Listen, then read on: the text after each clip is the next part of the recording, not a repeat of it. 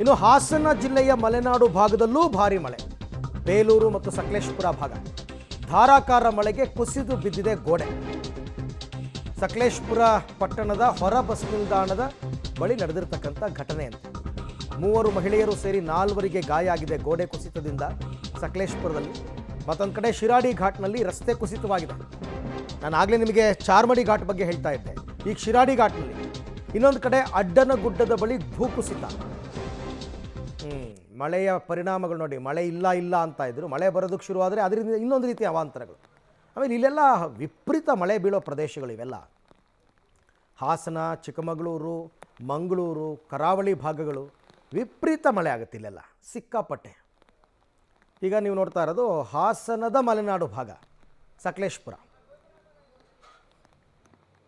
ಹಾಸನ ಜಿಲ್ಲೆಯಲ್ಲಿ ಕಳೆದ 3-4 ದಿನಗಳಿಂದ ಧಾರಾಕಾರವಾಗಿ ಮಳೆ ಆಗ್ತಿದೆ. ಅದರಲ್ಲೂ ಮಲೆನಾಡು ಭಾಗವಾದಂಥ ಸಕಲೇಶಪುರ, ಆಲೂರು, ಬೇಲೂರು ಭಾಗದಲ್ಲಿ ನಿರಂತರವಾಗಿ ಮಳೆ ಸುರಿತಾ ಇದ್ದು ಜನಜೀವನ ಸಂಪೂರ್ಣವಾಗಿ ಅಸ್ತವ್ಯಸ್ತಗೊಂಡಿದೆ. ಕೆಲವೆಡೆ ವಿದ್ಯುತ್ ಕಂಬಗಳು, ಮರಗಳು ಧರಾಶಯ ಇದ್ದರೆ, ಮತ್ತೊಂದೆಡೆ ಸಕಲೇಶಪುರ ಪಟ್ಟಣದಲ್ಲಿ ಹೋಟೆಲ್ನ ಗೋಡೆ ಕುಸಿದು 4 ಗಾಯಗೊಂಡಿದ್ದಾರೆ. ಈಗ ನೀವು ದೃಶ್ಯದಲ್ಲಿ ಗಮನಿಸಬಹುದು, ಇದು ಸಕಲೇಶಪುರದ ಹೊಸ ನಿಲ್ದಾಣದ ಪಕ್ಕದಲ್ಲಿರ್ತಕ್ಕಂತಹ ಒಂದು ಹೋಟೆಲ್ನ ಕಟ್ಟಡ. ಈ ಕಟ್ಟಡದಲ್ಲಿ ಟೀ ಅಂಗಡಿ ಇರ್ಬೋದು, ಹೋಟೆಲ್ ಇರ್ಬೋದು, ಎಲ್ಲವೂ ಸಹ ಅಕ್ಕಪಕ್ಕದಲ್ಲೇ ಇದೆ. ಈ ಹೋಟೆಲಲ್ಲಿ ಇಂದು ಕೆಲಸ ಮಾಡ್ತಿರ್ತಕ್ಕಂಥ ಗೋಡೆ ಕುಸಿದಿದೆ. ಅದೃಷ್ಟವಶಾತ್ ಏನು ಗೋಡೆ ಹೊರಗಡೆ ಕುಸಿದಿದ್ದರಿಂದ ಮಹಿಳೆಯರು, ಅಲ್ಲಿದ್ದಂಥ 3 ಮಹಿಳೆಯರು ಹಾಗೂ ಓರ್ವ ಪುರುಷನಿಗೆ ಸಣ್ಣ ಪುಟ್ಟ ಗಾಯಗಳಾಗಿವೆ. ಅದರಲ್ಲಿ 2 ಮಹಿಳೆಯರಿಗೆ ಸ್ವಲ್ಪ ಗಂಭೀರ ಸ್ವಲ್ಪದ ಗಾಯಗಳಾಗಿದೆ. ಅವರೆಲ್ಲರೂ ಸಹ ಸಕಲೇಶಪುರದ ಕ್ರಾಫರ್ಡ್ ಹಾಸ್ಪಿಟಲ್ಗೆ ದಾಖಲಿಸಿ ಅವರಿಗೆ ಚಿಕಿತ್ಸೆಯನ್ನು ಕೊಡಲಾಗ್ತಿದೆ. ಗೋಡೆ ಕುಸಿದು ಬಿದ್ದಿದ್ದರಿಂದ ಅಲ್ಲಿರ್ತಕ್ಕಂಥ ಪಾತ್ರೆ ಇರ್ಬೋದು, ಸ್ಟವ್ ಇರ್ಬೋದು, ಎಲ್ಲವೂ ಸಹ ಸಾಕಷ್ಟು ಹಾನಿಯಾಗಿದೆ. ಒಂದು ವೇಳೆ ಗೋಡೆ ಏನಾದರೂ ಒಳಭಾಗಕ್ಕೆ ಕುಸಿದಿದ್ದರೆ ಅಲ್ಲಿ ಸಾಕಷ್ಟು ಅನಾಹುತಗಳ ಜೊತೆಗೆ ಪ್ರಾಣಹಾನಿಯಾಗುವಂಥ ಒಂದು ಸಂಭವವೂ ಇತ್ತು.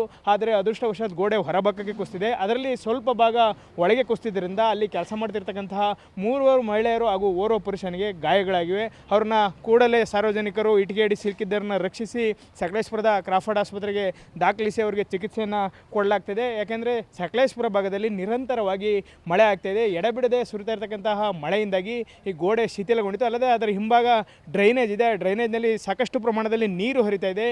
ಈ ಹಿನ್ನೆಲೆಯಲ್ಲಿ ಅದು ಶಿಥಿಲಗೊಂಡು ಕುಸಿದು ಬಿದ್ದಿರ್ತಕ್ಕಂಥದ್ದು. ಅದೃಷ್ಟವಶಾತ್ 4 ಸಹ ಈಗ ಪ್ರಾಣಾಪಾಯದಿಂದ ಪಾರಿಯಾಗಿದ್ದಾರೆ. ಈಗ ಸದ್ಯಕ್ಕೆ ಹೋಟೆಲ್ನ ಒಂದು ಭಾಗದಲ್ಲಿ ಏನಿದೆ ಮಣ್ಣಿನಡಿ ಸಿಲುಕಿರ್ತಕ್ಕಂತಹ ಎಲ್ಲ ವಸ್ತುಗಳನ್ನು ತೆರವುಗೊಳಿಸ್ತಾ ಇದ್ದಾರೆ. ಅಲ್ಲದೆ ಮತ್ತೊಂದು ಭಾಗದಲ್ಲಿ ಏನಿದೆ ಆ ಗೋಡೆಯು ಸಹ ಕುಸಿಯೋ ಒಂದು ಹಂತದಲ್ಲಿ ಇರೋದರಿಂದ ಅದನ್ನು ಸಹ ತೆರವು ಮಾಡಲು ಹೋಟೆಲ್ನ ಮಾಲೀಕರಿಗೆ ಈಗ ಮಾಹಿತಿಯನ್ನು ನೀಡಿದ್ದಾರೆ. ಒಟ್ಟಿನಲ್ಲಿ ಏನು ಸಕಲೇಶಪುರದಲ್ಲಿ ಸುರಿತಾ ಇರತಕ್ಕಂತಹ ಧಾರಾಕಾರ ಮಳೆಯಿಂದಾಗಿ ಒಂದೊಂದಾಗಿ ಅನಾಹುತಗಳು ಸಂಭವಿಸ್ತಾ ಇರತಕ್ಕಂಥದ್ದು. ಕ್ಯಾಮ್ರಾ ಪರ್ಸನ್ ನಾಗರಾಜ್ ಜೊತೆ ಶಶಿಧರ್ ಬಿಸಿ, ಪಬ್ಲಿಕ್ ಟಿವಿ, ಸಕಲೇಶಪುರ. ಮಳೆ ಮಧ್ಯೆ ಶಿರಾಡಿ ಘಾಟ್ನಲ್ಲಿ ಕಿಲೋಮೀಟರ್ ಗಟ್ಟಲೆ ಟ್ರಾಫಿಕ್ ಜಾಮ್ ಆಗಿದೆ. ಯಾಕೆ ಅಂದರೆ ಈ ದೊಡ್ಡ ತಪ್ಪಲು ಅಂತಂದ್ಬಿಟ್ಟು, ಈ ದೊಡ್ಡ ತಪ್ಪಲು ಬಳಿ ಆಳವಾಗಿ ಗುಂಡಿ ಬಿದ್ದಿದೆ ರಸ್ತೆ. ಹಾಗಾಗಿ ರಸ್ತೆಯಲ್ಲೇ ಕೆಟ್ಟು ನಿಂತಿವೆ ಕೆಲ ವಾಹನಗಳು ಕೆಟ್ಟು ನಿಂತಿರೋದ್ರಿಂದ ಟ್ರಾಫಿಕ್ ಜಾಮ್. ಕೆಲ ಕಾಲ ಟ್ರಾಫಿಕ್ ಜಾಮ್ನಲ್ಲಿ ಸಿಲುಕಿ ವಾಹನ ಸವಾರರು ಪರದಾಡಿದ್ದಾರೆ. ಚಾರ್ಮಡಿ ಘಾಟ್ ಮತ್ತು ಶಿರಾಡಿ ಘಾಟ್ನಲ್ಲಿ ಏನಾದರೂ ಟ್ರಾಫಿಕ್ ಜಾಮ್ ಆಯಿತು ಅಂದರೆ ನರಕ ಅದು. ಹೇಳ್ತೀನಿ ಕೇಳಿ, ನೋಡಿ ಇಲ್ಲಿ ಹೆಂಗೆ ಒಂದು ವೆಹಿಕಲ್ನ ಓವರ್ಟೇಕ್ ಮಾಡ್ಕೊಂಡು ಮುಂದಕ್ಕೆ ಹೋಗೋಕ್ಕಾಗಲ್ಲ ನಿಮಗೆ, ಹಂಗಾಗದೇ ಇಲ್ಲ. ಅದಕ್ಕೆ ಇಲ್ಲಿಗೊಂದು ಶಾಶ್ವತ ಪರಿಹಾರ ಕಲ್ಪಿಸ್ಕೊಡ್ಬೇಕು, ರೋಡ್ ವೈಡ್ನಿಂಗ್ ಮಾಡಬೇಕು ಅಂತ ತುಂಬ ಪ್ರಯತ್ನಗಳಾಗ್ತಾ ಇದೆ. ಬಟ್ ಆಗಿಲ್ಲ. ಧರ್ಮಸ್ಥಳಕ್ಕೆಲ್ಲ ಹೋಗೋಂಥವ್ರು, ಮಂಗಳೂರು ಕಡೆ ಹೋಗ್ತಕ್ಕಂಥವ್ರು ವಿಪರೀತ ನಿಮಗೆಲ್ಲ ಸಮಸ್ಯೆ ಆಗುತ್ತೆ. ಆಮೇಲೆ ಈ ಎಸ್ಪೆಷಲಿ ಆಯಿಲ್ ಟ್ಯಾಂಕರ್ಗಳು, ಇವ್ರದ್ದೊಂದು ಭಾರಿ ಹೊಡೆತ.